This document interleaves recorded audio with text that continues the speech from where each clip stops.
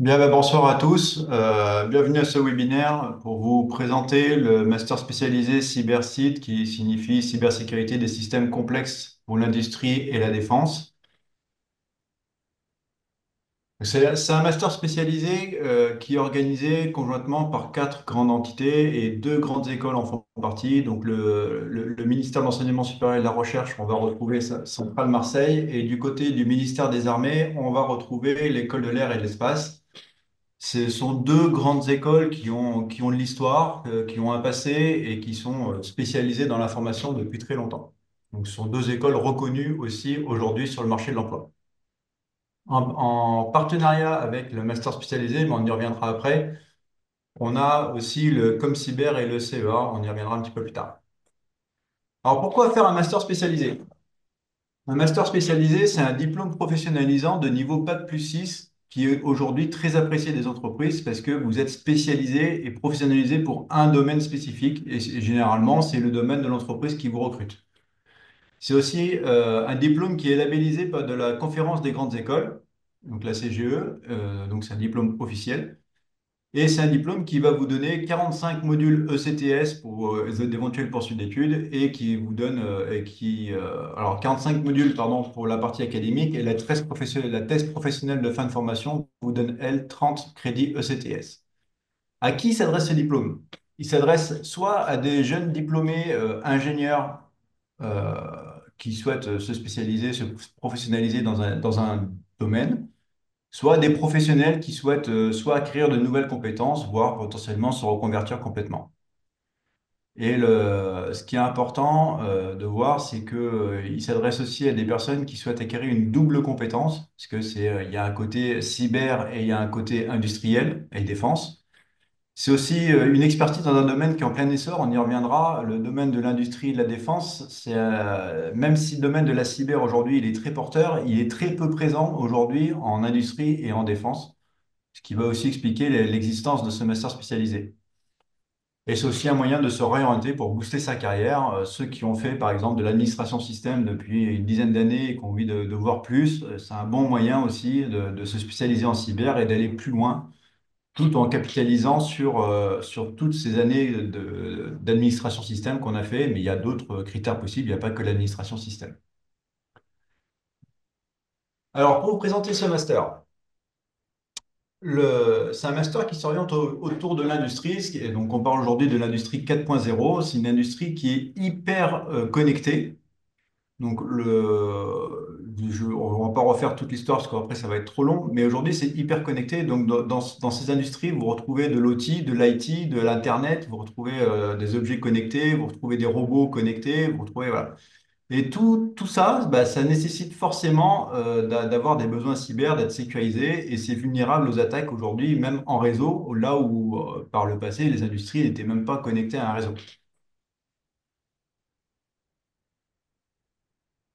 Pour illustrer un peu ces propos, voici des exemples. Donc, il faut bien prendre en compte que les industries, c'est la cible privilégiée des cybercriminels. C'est le deuxième secteur le plus touché par les cyberattaques en 2021, et depuis 2021 même, je dirais. Trois quarts des acteurs industriels ont fait l'objet d'une intrusion malveillante dans leur structure. Ça, c'est issu du rapport de Fortinet de 2023. On pourrait citer par exemple le CHU de Rouen, des pipelines, le groupe Pierre Fabre ou l'Ukraine. Voilà, pour le côté défense. La guerre en Ukraine a été le théâtre de cyberattaques euh, assez fortes et qui ont grandement pénalisé les opérations de l'Ukraine. Donc, en ciblant les OT, les cybercriminels peuvent paralyser toute une entreprise et il est nécessaire de réagir et investir en conséquence. Si vous regardez juste au-dessus, si je prends le groupe Pierre Fabre, par exemple, l'intrusion qu'ils ont subie, c'est une interruption des usines pendant 4 semaines et la fermeture des entrepôts pardon, de 2 semaines. Pour le Colonial Pipeline, c'est 5 jours d'arrêt dans 15 000 stations de service. Et le CHU de Rouen, c'est un arrêt général des équipements informatiques, de l'imagerie médicale et des systèmes d'analyse. Il faut imaginer que non seulement c'est long à remettre en place, ça coûte très cher aux entreprises, mais en plus, pour le CHU de Rouen, par exemple, potentiellement, ça peut aussi mettre en danger des vies humaines. Le autre point qui est important, qui n'est pas précisé dans les slides, c'est qu'aujourd'hui, il n'y a que 30% du monde industriel qui est sensibilisé aux besoins en cyber. Donc ce que je disais au départ, c'est quand même un domaine qui est très porteur, où il y a beaucoup de débouchés en cyber et il y a beaucoup de recherches. On cherche des personnes spécialisées en cyber industriel. Quels sont les objectifs de ce master spécialisé? Le premier, c'est la compréhension des enjeux de cybersécurité spécifiques à l'industrie et à la défense. C'est un domaine qui est très spécifique, qui diffère quand même beaucoup de l'informatique traditionnelle que vous pouvez avoir chez vous ou dans une entreprise. On se doute bien que même si on va retrouver certains composants identiques dans un avion de chasse ou dans une chaîne de production, c'est pas non plus l'ordinateur qu'on a à la maison. Il va falloir savoir analyser la menace actuelle. Si vous ne savez pas quelle est la menace pèse sur votre système, vous ne pourrez pas vous défendre en conséquence. Donc forcément, on va commencer par analyser la menace. Une fois qu'on a bien compris la menace qui pèse sur le système, on va renforcer la cybersécurité par rapport à la menace qui pèse sur le système. Et une fois qu'on a fait notre cyberprotection, on va s'attaquer à qu'est-ce qui se passe si je me fais attaquer. Donc, il va falloir savoir détecter une attaque, il va falloir savoir gérer une crise cyber, il va falloir savoir répondre à une attaque. Une fois qu'on a répondu à l'attaque, qu'on a réussi à stopper l'attaque, il va falloir procéder à la remédiation, c'est-à-dire remettre le système en opération. Puis, et savoir intégrer la cybersécurité dès la phase de conception des systèmes, ça c'est plutôt pour la phase projet. Aujourd'hui, c'est un grand manque. La cybersécurité a tendance à arriver trop tard dans les projets et comme elle arrive trop tard, elle est mal conçue. Donc c'est pareil, l'objectif c'est que vous compreniez bien à quel moment on prend en compte la cybersécurité dans un projet. C'est aussi une formation qui est basée sur le NIST, enfin le framework NIST. Donc, si vous regardez, il y a identifier la menace, se protéger contre la menace, détecter une attaque, répondre à une attaque et faire la remédiation. Ça représente à peu près les modules que vous aurez dans le cadre de la formation. Il y a 6 modules. Là, vous voyez que dans le projet NIST, il y en a 5. Donc, à quelque chose près, on suit le framework du projet NIST. Donc voici les modules dont je vous parlais. Le premier module, c'est une remise à niveau de 60 heures. Comme je vous disais tout à l'heure, c'est une double compétence. Il y a une compétence industrielle avec les automatismes et une compétence cyber avec le réseau traditionnel. Et en entrée, on vient de l'un de ces deux mondes. Il est quasiment extrêmement rare d'avoir déjà les compétences dans ces deux domaines-là. Donc on fait cette remise à niveau pour que vous arriviez du monde de l'automatisme, que vous arriviez du monde de l'informatique traditionnelle. À la fin de ce module-là, tout le monde repart sur des bonnes bases et tout le monde parle de la même chose. Le deuxième module, c'est les fondamentaux de la cybersécurité. Donc c'est là où tout à l'heure je vous parlais de connaître la menace. Donc vous allez avoir la catégorisation de la menace, vous allez avoir le droit et la réglementation cyber, vous allez avoir les relations internationales et la cybersécurité. Alors plutôt, il faudrait plutôt le formuler la cybersécurité dans les relations internationales. Vous allez avoir l'intelligence cyber veille, c'est tout ce qui est renseignement, la recherche du renseignement d'origine cyber et la recherche du renseignement d'intérêt cyber. Vous aurez des travaux pratiques d'illustration avec le CEA qui viendra vous présenter comment eux ils font les choses avec du matériel, leur propre matériel. Vous aurez une certification CCNA Academy, alors obligatoire pour la réussite du master, le niveau 1. Et vous aurez la possibilité, si vous le souhaitez, de passer aussi la certification Academy niveau 2 et la certification Academy Network Security. Je suis allé trop vite. Le troisième module, c'est la cartographie des systèmes et l'identification de la menace. Donc, on va retrouver la cartographie des systèmes. Donc, je vous disais, avant même de s'intéresser à quelle menace pèse sur notre système, il faut bien comprendre qu'est-ce qu'on a dans nos systèmes, quels équipements j'ai, quels sont les gens qui interviennent, avec qui je suis interconnecté. Donc, il faut avoir toute cette connaissance du système. Donc, ça, c'est la cartographie. Une fois qu'on a la cartographie et qu'on a la menace cyber, on l'avait fait dans le module 2, on va pouvoir faire l'analyse de risque qui va pouvoir modéliser tous les risques qui pèsent sur nos systèmes et commencer à faire un plan de remédiation du risque. On va aussi rentrer un peu plus dans le détail de la menace cyber et des différents modes opératoires connus pour essayer de mieux comprendre comment fonctionne l'attaquant afin de mieux répondre à ses attaques. Donc ça, ces deux modules-là, le module 2 et le module 3, forment la partie cyberprotection, gouvernance et cyberprotection. Le module 4, méthode et mécanismes de protection du système, pardon, c'est aussi de la cyberprotection. Donc là, on va faire la mise en place d'une architecture sécurisée On va essayer de comprendre comment est-ce que je conçois mon système pour qu'il soit sécurisé, à quel endroit il faut que je place des firewalls, à quel endroit il faut que je place mes serveurs, où est-ce que je pose mes postes clients, comment est-ce que j'interconnecte tout ça de manière sécurisée.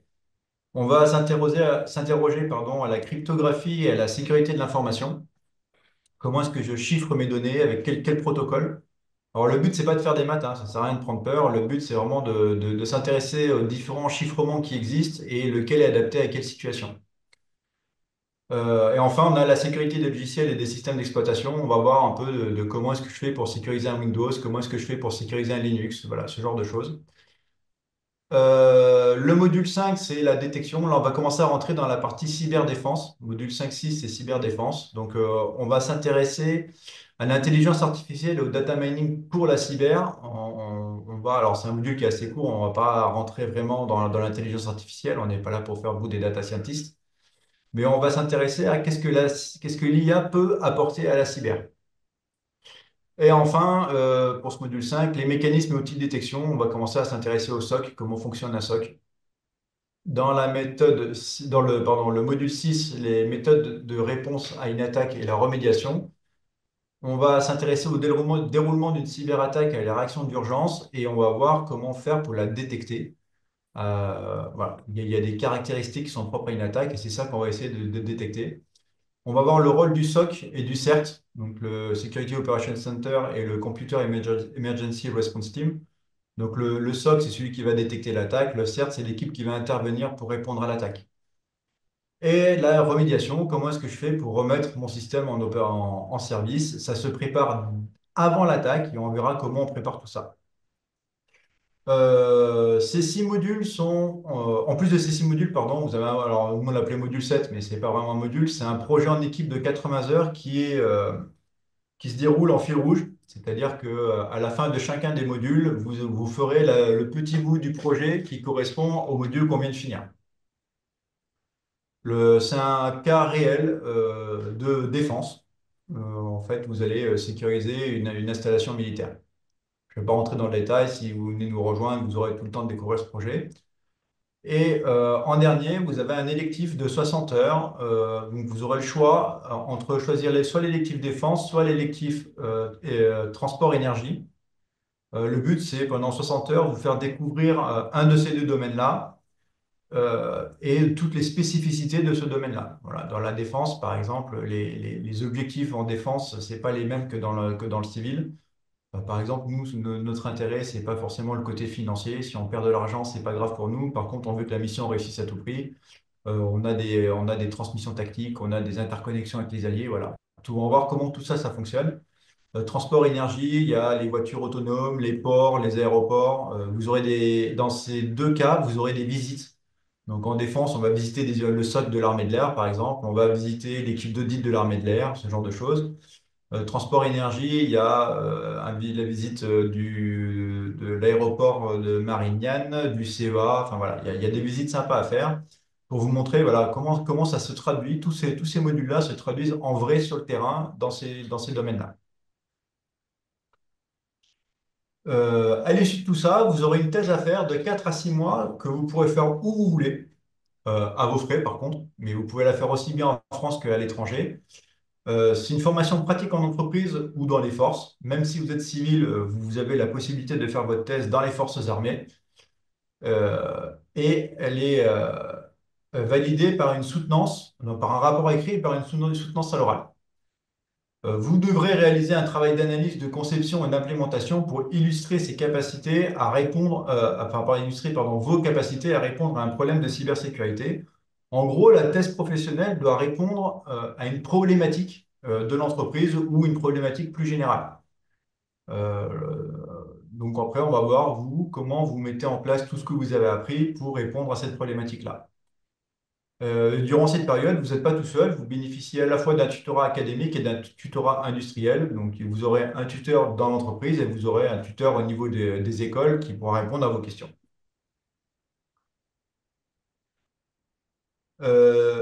Tous les cours qui vous sont donnés, soit de manière académique, soit après, quand vous serez en thèse en entreprise, ne vous sont donnés que par des experts.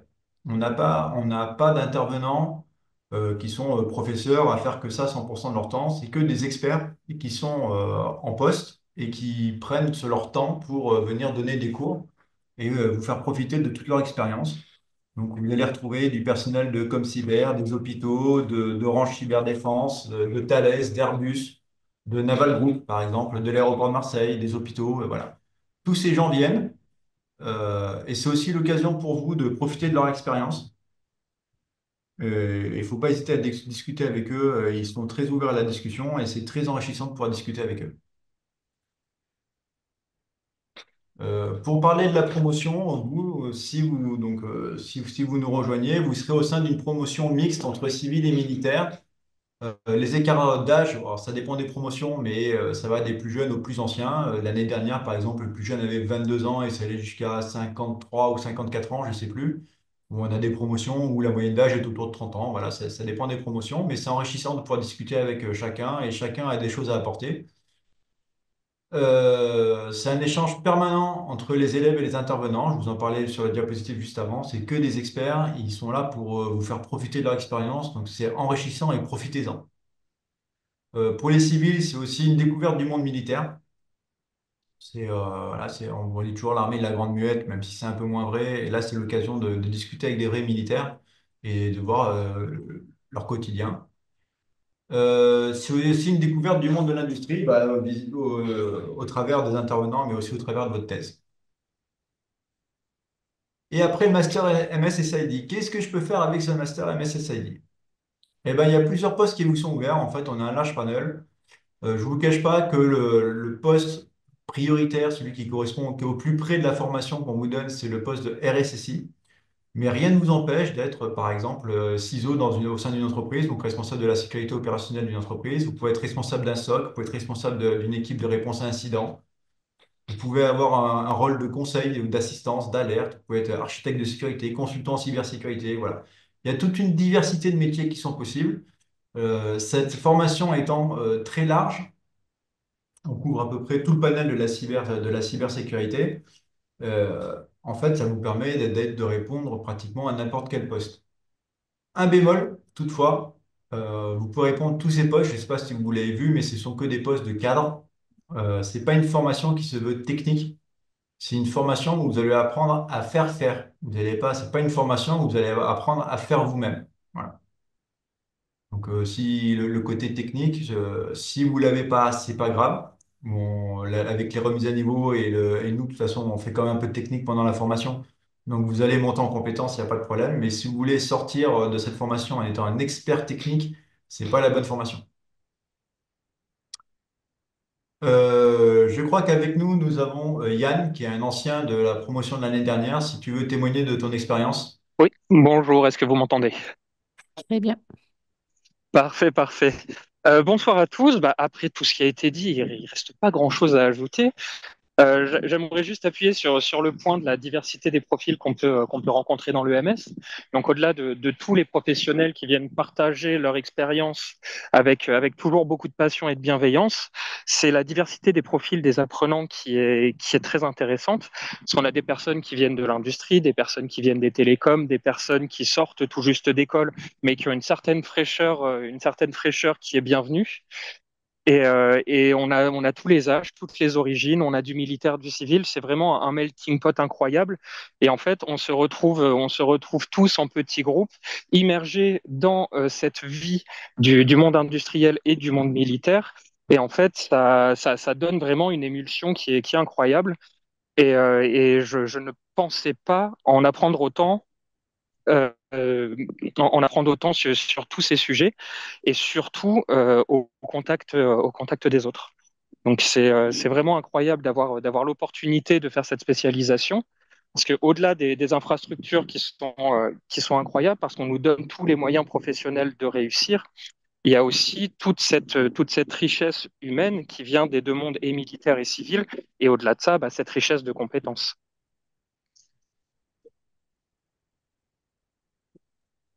Je te remercie. Merci Euh, à vous. Quelques informations pratiques pour l'EMS. Donc, les candidatures sont ouvertes. Il y aura plusieurs sessions de recrutement qui vont passer de janvier à juillet. Le premier jury de recrutement est le 9 janvier 2025. C'est des jurys qui se font en distanciel. Donc, vous envoyez votre CV et après, vous êtes contacté. Vous avez un entretien en visio pour, voilà, pour discuter avec nous et voir si vous pouvez, si vous correspondez à notre profil et si la formation correspond bien à vos attentes. Si vous voulez candidater, vous pouvez, si vous allez sur le site des deux écoles, vous pouvez télécharger le dossier d'inscription.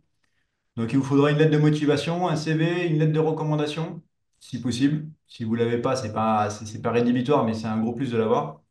Le relevé de notes des 3 dernières années d'études, un certificat de scolarité, copie du dernier diplôme et ou justificatif de situation professionnelle, une copie de pièce d'identité et vous aurez 70 euros de frais de dossier. Je ne l'ai pas précisé tout à l'heure. Les gens qui peuvent postuler, ce sont soit les détenteurs d'un bac+5, eux, ils peuvent postuler directement. Les détenteurs de bac+3 et bac+4 avec 3 ans d'expérience peuvent postuler sur dérogation. C'est le jury qui décidera si il donne suite à la dérogation ou non. Euh, Pas grand-chose de plus à dire. Les contacts, donc pour les civils, si vous voulez postuler, c'est du côté de Centrale Méditerranée, Centrale Marseille qu'il faut vous tourner. Donc le professeur Coraline Fossati ou Madame Auger pourront répondre à toutes vos questions.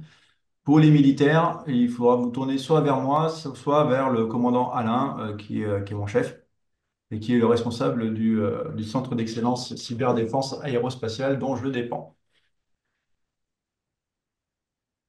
Ici, vous avez les adresses mail, donc vous pouvez soit postuler directement sur celinauger@centralmed.fr ou coralinefossati@centralmed.fr. Pour les militaires, vous pouvez adresser à admission-ms@école-r.fr. Vous pouvez aussi écrire à ces adresses si vous avez des questions. Merci de votre attention. Petite précision à l'issue du séminaire, pour ceux qui le souhaitent, on a deux ambassadeurs, donc Yann Fontaine qui est avec nous ce soir et le capitaine Poirier qui est pas là ce soir, mais qui répondra à toutes vos questions si vous avez des questions. Les adresses e-mail sont sur les plaquettes et sur les sites. Vous pouvez les contacter et n'hésitez pas à les contacter, ils répondront à vos questions. Voilà, j'en ai fini. Si vous avez des questions, je suis tout à vous. Merci Sébastien.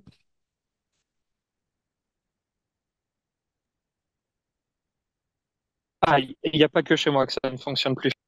Ah, tu n'as plus le son, Yann? Je n'ai plus le Sébastien, non. Ah,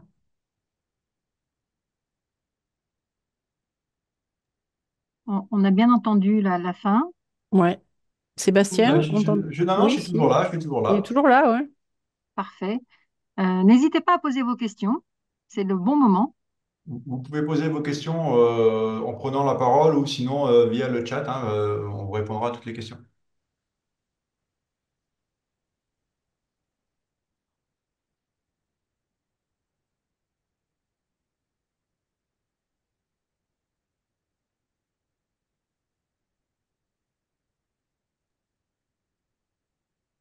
Mais il n'y en a pas, Sébastien, c'est que tu as été efficace, hein. Ah, ça y est, on a une question écrite. Alors, Alors, je ne sais pas ce que c'est la ST. Par contre, on n'est pas encore RNCP, donc par la société. Oui, la Alors société, ouais. oui, la société peut vous inscrire. Alors, les tarifs ne sont pas les mêmes si c'est la société qui vous inscrit ou si vous le faites à titre personnel. En revanche, on n'est pas encore RNCP, donc vous ne pouvez pas utiliser les subventions qui sont liées au RNCP. Oh, on entend mal. Non, alors le CPF, justement, on ne peut pas utiliser CPF parce qu'on n'est pas encore RNCP.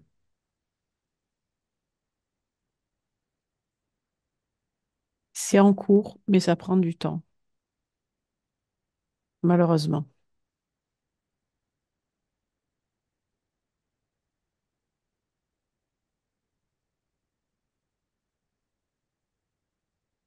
Alors, qu'est-ce que vous entendez par, j'ai cru comprendre que la formation est CTI.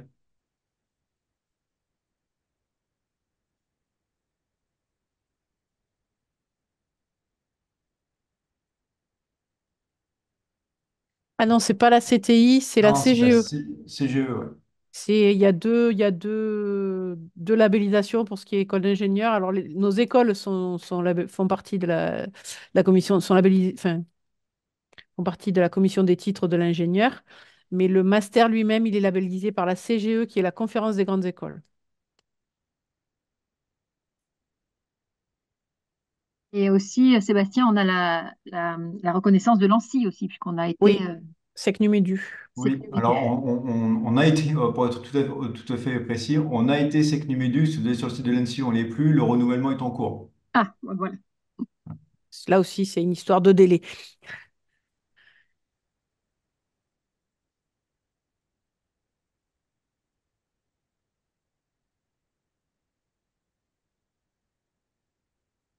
Est-ce que vous avez d'autres questions?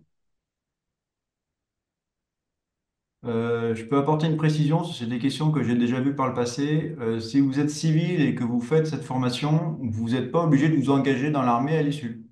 Voilà, vous êtes Oui. civil, à la fin vous restez civil et vous pouvez partir où vous voulez.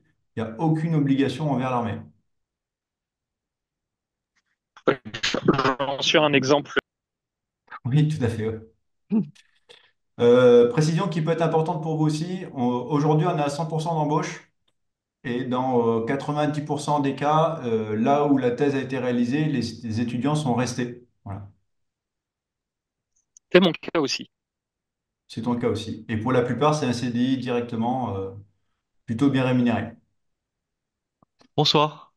Bonsoir. Bonsoir. J'ai un message de Sofiane qui demande si les frais sont à notre entière charge.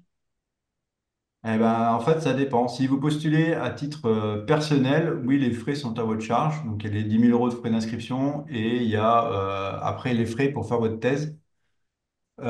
Sachez toutefois que, comme c'est une thèse longue de plus de 4 mois, vous êtes obligatoirement rémunéré par l'entreprise. De mémoire, c'est de l'ordre de 1 200 € par mois. Euh, À minima à pour minima, le voilà, c'est civil, hein. ça. Euh, et après, par contre, pour l'école en elle-même, donc il y a les 10 000 € à payer et il y a les frais de repas de 3 € par jour. Voilà, plus votre Ensuite, logement et plus éventuellement les transports suivant où vous logez. d'accord, merci. Et ensuite, deuxième question de Sofiane, parce qu'en fait, je lis les messages parce qu'il me l'a envoyé en moi, mais il s'est trompé. D'accord. Euh, la formation se passe sur quelle ville? Ah bah, voilà. Alors, c'est Salon de Provence en priorité. Voilà, en fait, Donc, l'école de l'air est à Salon de Provence, l'école centrale Méditerranée est à Marseille. La majorité des cours sont à Salon de Provence parce que la majorité des intervenants sont sur la base. Donc, et puis, c'est beaucoup plus facile d'accès aussi. Donc, de plus en plus, les cours se font sur Salon. Donc, effectivement, si vous n'êtes pas de la région et que vous devez faire le master, c'est mieux de vous loger près de Salon. Il y a quand même à peu près un jour par semaine en début d'année qui se fait sur Centrale Méditerranée, donc dans les quartiers nord de Marseille. Et, euh, et les électifs, donc si vous faites le choix de l'électif défense, il est à Salon. Si vous faites le choix de l'électif énergie, transport, lui, il est à Marseille. pour être précis, Mais c'est en groupé. début, c'est ça. En début d'année, il y a 6 jours. En fait, pendant les 3 premières semaines, il y a 2 jours par semaine sur Centrale Marseille pour la remise à niveau automatisme. Et après, il y a l'électif de transport énergie qui se fait sur Marseille, Et qui a lieu plutôt en février, fin février, mars. Ouais. en février-mars. C'est les 2 dernières semaines, en fait. Voilà. Après, si vous logez à Salon, c'est pas besoin de changer de logement pour venir faire l'électif à Marseille, hein. Salon Marseille, ça se fait. Mais disons que comme vous êtes plus souvent à Salon, il vaut mieux vous loger proche de Salon. Alors, est-ce que vous pouvez résider sur la base aérienne? Non. Pour les civils, vous ne pouvez pas. Les militaires, vous pouvez.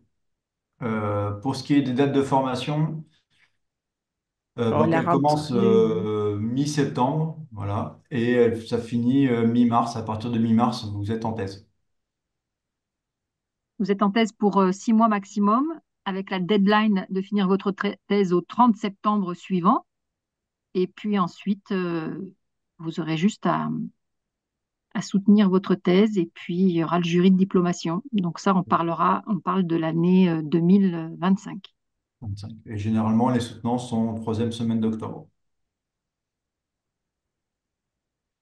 si vous êtes dans une entreprise et que l'entreprise vous accorde, donc comme il y a eu la question tout à l'heure, hein, on n'est pas RNCP, donc Ça peut pas passer dans le cadre, enfin, ça peut passer dans le cadre de la formation continue, mais c'est l'entreprise qui le finance. Ou alors, elle vous accorde d'être absent pendant les mois de formation. Par contre, vous pouvez très bien faire votre thèse au sein de votre entreprise si elle trouve un sujet pour vous mettre dessus. Donc, ça vous permet de ne pas vous absenter l'année complète de l'entreprise. Et d'ailleurs aussi pour les autres personnes qui ne sont pas forcément en entreprise, mais sachez que c'est une particularité du master spécialisé. Votre stage, vous pouvez le faire aussi sous contrat CDD ou CDI. Oui, Donc, tout à fait. vous pouvez tout à fait démarrer un Oui. travail en mars pendant 6 mois, il y aura une partie un peu particulière puisque ce sera l'objet d'une soutenance. Mais vous pouvez tout à fait faire votre stage sous format CDD ou CDI. Et pour répondre au financement, tout à l'heure, vous parliez des financements. Il y a un financement possible, on l'a déjà vu, c'est de passer par Pôle emploi.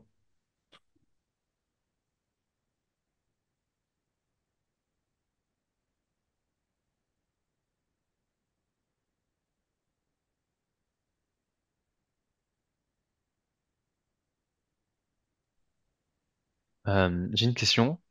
Mhm. Vous aviez parlé de 100% de taux d'embauche.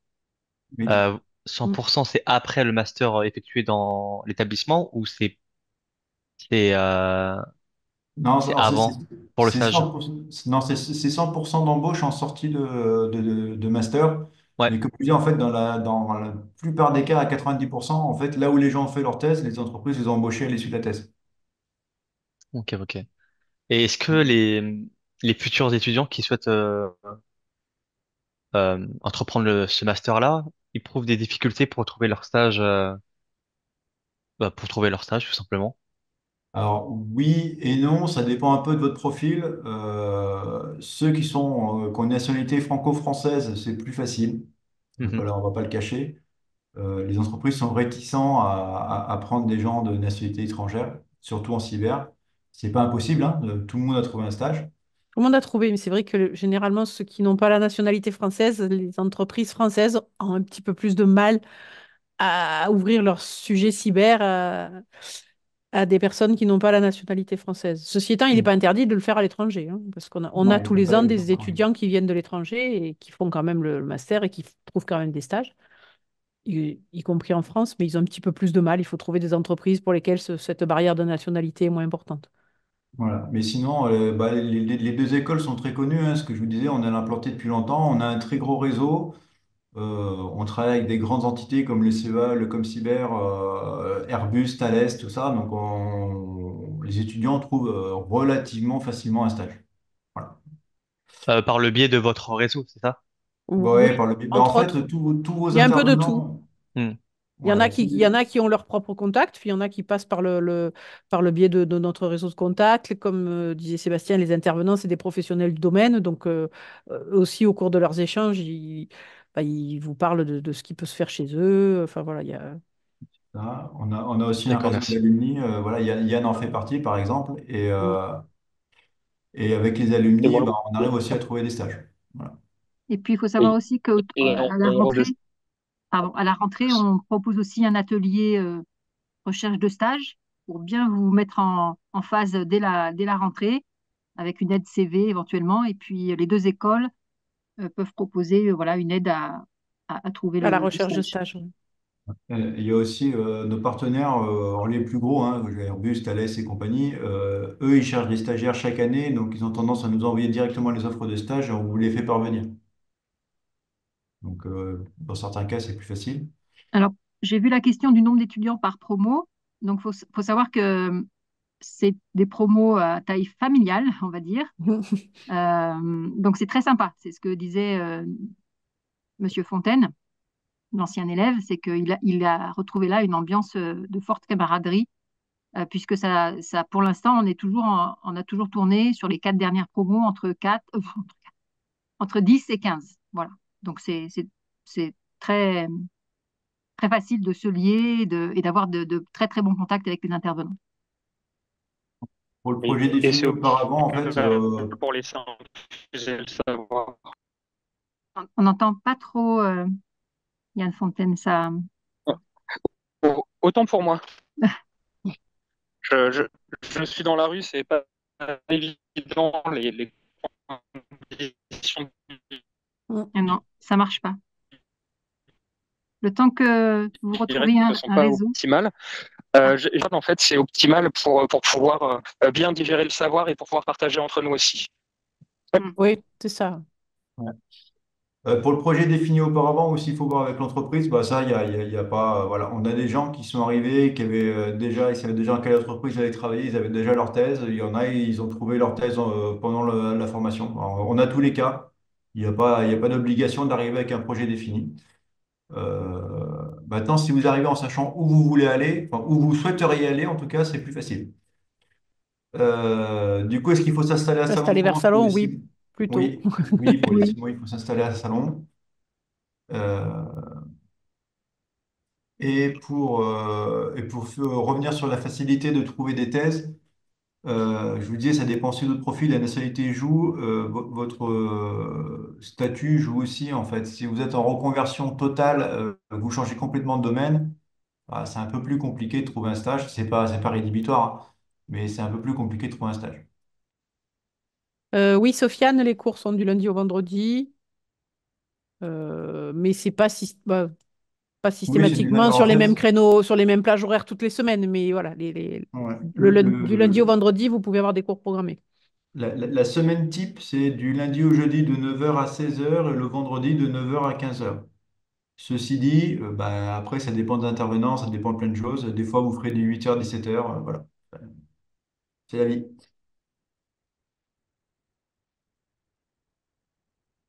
Mais vous avez aussi des journées vides où vous aurez rien du tout. Voilà. Qui permettra de travailler le projet. Oui, en train de travailler le projet. Oui.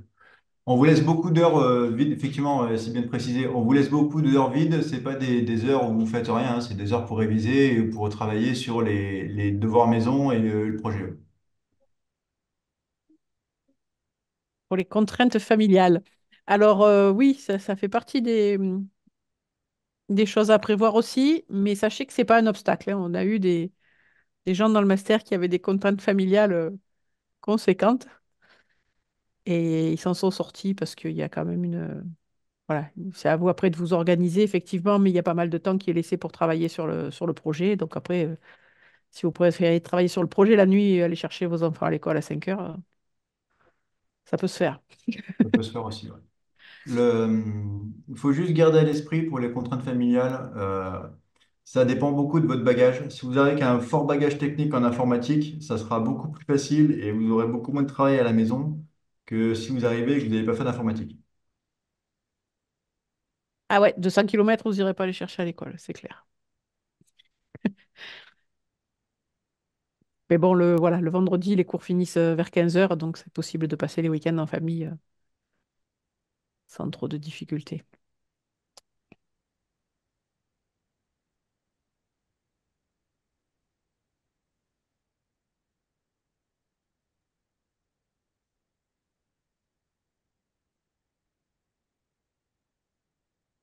Ah, c'est Yann qui recrute. Oula, je ne vis plus là-bas, donc tout va bien pour moi.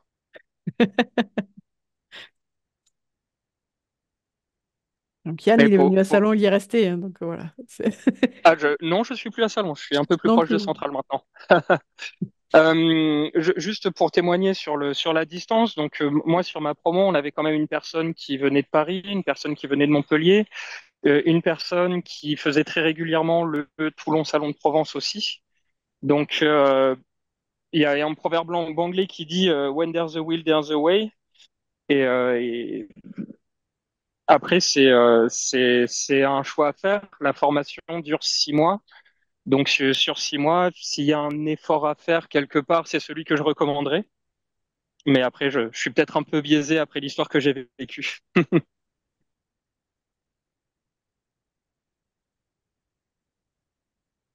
Oui, voilà, il faut se dire aussi, c'est que c'est sur 6 mois. Après le stage, enfin la thèse, vous pouvez très bien la faire plus proche de votre domicile.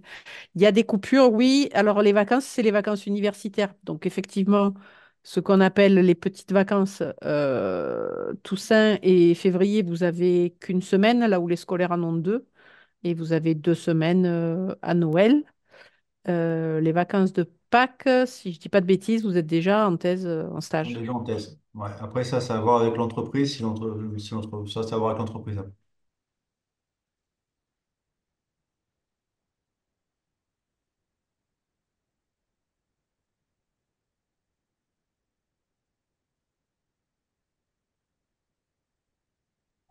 Sébastien, redonner, Est-ce qu'il y a d'autres questions ou pas? si tu peux. Voilà, comme ça, on remet bien les différents emails. Il faut vraiment voilà, nous adresser un mail de demande de, de dossier pour démarrer l'inscription pour les civils. Les sociétés qui règlent directement ou elles passent par l'apprenant?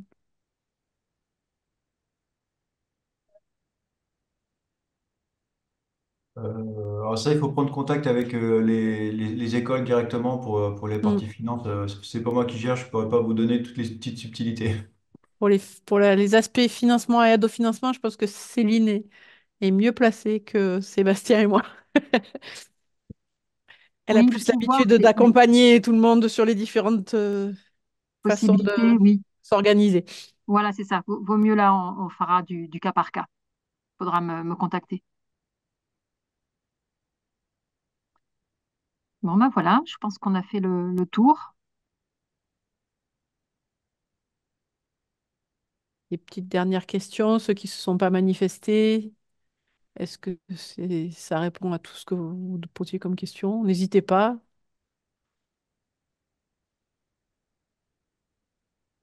Si vous avez des questions qui vous viennent par la suite, n'hésitez pas à nous les poser par mail, hein. Voilà, et n'oubliez pas que À la fourchette de salaire. le premier jury, c'est Euh, le 9 janvier aussi, je voulais le redire. ouais, la fourchette de salaire, alors, elle est très variable. La moyenne, la moyenne, c'est 80%, hein. Et la moyenne, c'est entre 3 500 et 4 500 € en sortie de master. Maintenant, on en a qui sont mis à leur compte et qui touchent entre 80 000 et 100 000 € par an. Voilà. Donc, en brut. En En brut. brut, ouais. Mais il y a pas vraiment de règle, en fait. Ça dépend si vous allez partir dans une PME, dans un grand groupe. Mm. Voilà, Thales, par exemple, vous êtes bien rémunéré, plus vous avez des primes tout le temps qui tombent en fonction de vos déplacements, de vos missions. Voilà. Mais Je confirme. voilà. Mais en moyenne, les gens, ils arrivent en sortie en sortie, ils arrivent à 3 500. Et après, ça monte très vite. Voilà, c'est pas rare de voir des gens au bout de 5 6 ans d'expérience qui sont entre 5 et 6 000 € par mois en brut.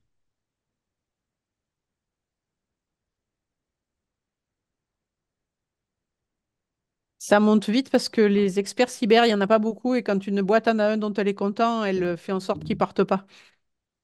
Alors, en fait, il y a plusieurs aspects. Le premier aspect, c'est qu'il n'y en a pas beaucoup et que les boîtes, elles veulent le garder.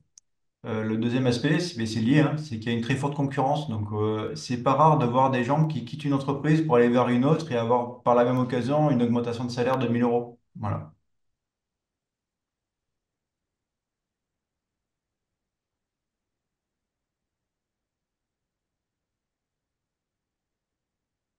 On l'a vu aussi parmi nos anciens élèves, voilà, qui a changé au bout d'un an et qui a été augmenté de 1 000 €. Voilà.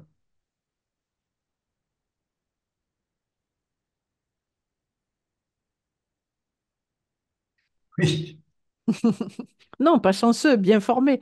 bien formé, voilà. Mais ouais, vous inquiétez pas pour le salaire. Moi, quand je vois combien touchent mes anciens élèves, il y a des fois, je me demande pourquoi je suis encore militaire. Ben, moi, je me demande pourquoi je suis enseignant dans le supérieur. Non, c'est un Moi, je secteur me pose plus où la question. Désolé pour vous.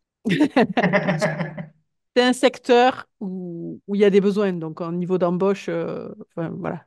Je pense que si vous faites le choix de partir dans cette branche-là et, et que vous savez vendre votre formation derrière, il n'y a pas de souci. C'est un secteur qui recrute, hein.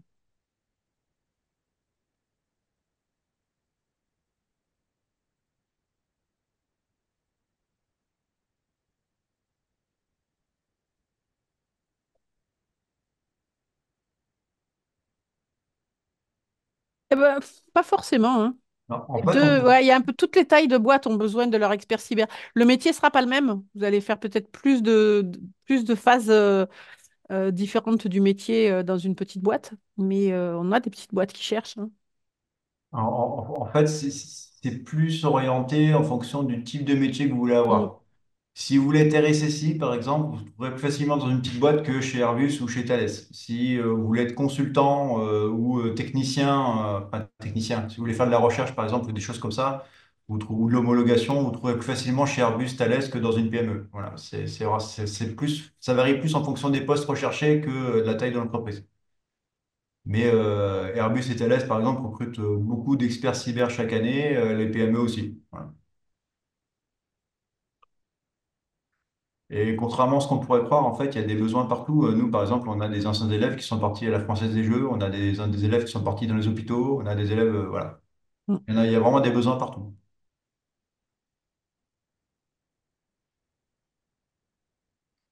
Non, non, c'est pas possible en fait. L'électif, vous devez choisir. Alors, on choisit pas dès le premier jour, hein, mais quand vous arrivez autour de Noël, il faut avoir choisi lequel électif vous voulez faire. Sachant il y a quand même un petit bémol sur enfin, sur celui défense, comme vous pouvez vous en donner, vous en douter, pardon, c'est que pour l'électif défense, il faut la nationalité française. Ouais, il faut une LCI française et comme il y a une habilitation secrète à demander, on la Il demande. faut la demander Ouais, tôt. là, c'est en ce moment en fait, c'est en ce moment qu'on fait les demandes pour la promo de cette année. C'est un plus pour ceux qui veulent travailler avec des entreprises qui sont liées à la défense, comme Airbus par exemple, parce que quand vous arrivez pour votre thèse, vous avez déjà l'habilitation. Donc ça, Airbus, ils aiment bien. Maintenant, lequel des deux est mieux entre les deux électifs, il n'y a pas vraiment de préférence. Et les deux sont très bien, les deux voient des choses différentes. Moi, j'ai tendance à dire que les militaires, par exemple, ils ont plutôt tendance à faire transport énergie pour voir autre chose. Mm. Mais enfin, les deux sont très bien. C'est vraiment bien Après, ce qu'il faut vous dire, c'est que bah, si vous avez vu un petit peu hein, dans l'organisation de l'enseignement qu'a présenté Sébastien tout à l'heure, euh, c'est que 60 heures, hein, l'électif. C'est pas ça qui fait votre formation. C'est Non. une façon de vous montrer dans un secteur professionnel comment se décline ce que vous avez appris dans le tronc commun. Donc, vous pouvez très bien avoir fait l'électif énergie-transport et aller bosser dans la défense derrière ou inversement. C'est Ah, c'est la pas, cerise sur le gâteau un peu. c'est pas rédhibitoire, quoi. C'est vraiment pour vous de choisir un secteur d'activité qui vous plaît pour voir l'illustration de ce que vous avez appris en cyber dans ce secteur-là. Mais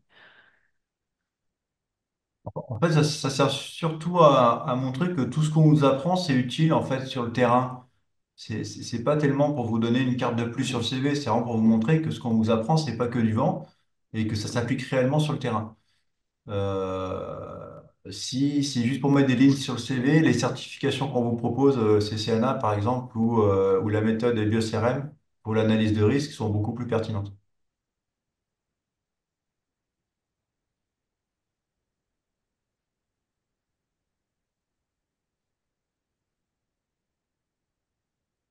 En fait, il y a trois certifications pour le CCNA et la quatrième certification, qui n'en est pas une, hein, c'est pas une vraie certification, mais on vous fait la formation complète et BioCRM, donc pour les analyses de risque, c'est jusqu'à la fin, vous n'avez pas le diplôme. Mais si vous avez la formation complète.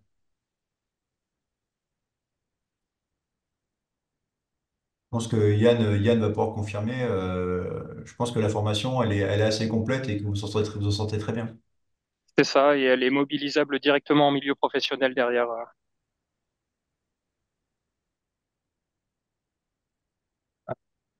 alors, CCNA, ça Alors, s'écrit les non, initiales, mais, et sinon c'est E BIOS RM.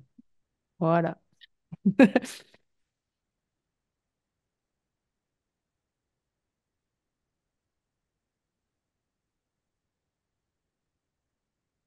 le BioCRM, c'est une méthode d'analyse de risque qui est à pignon sur rue, hein. Tout le monde utilise ça, tous les grands groupes Mm. utilisent ça.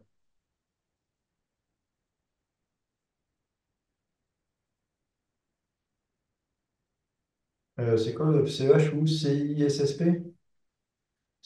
En fait, c'est Cisco Academy, réseau niveau 1, réseau niveau 2, enfin network niveau 1, network niveau 2 et network security.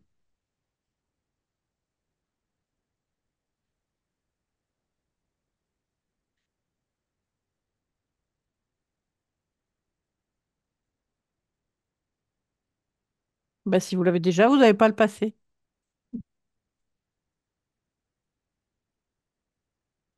Alors, en fait, avec l'école, on a un partenariat avec Cisco et on peut donner quasiment toutes les formations Cisco CCNA académiques. Donc, ceux qui ont déjà le 2 et le 3, bah, vous pouvez postuler pour d'autres formations Cisco qu'on pourra vous ouvrir si ça vous intéresse. Vous n'êtes pas obligé. Mais si ça vous intéresse, vous pouvez postuler pour d'autres formations Cisco.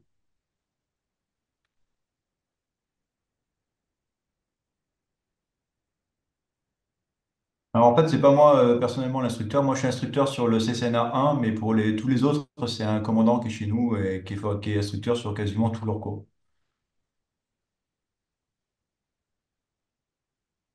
Et oui, ça fonctionne comme à Mm. l'université.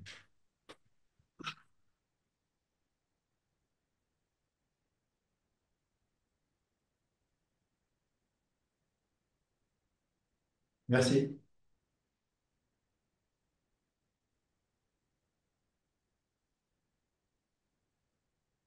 Il est pile 20 heures. Et bien donc, on va On va clôturer la s'arrêter là. session.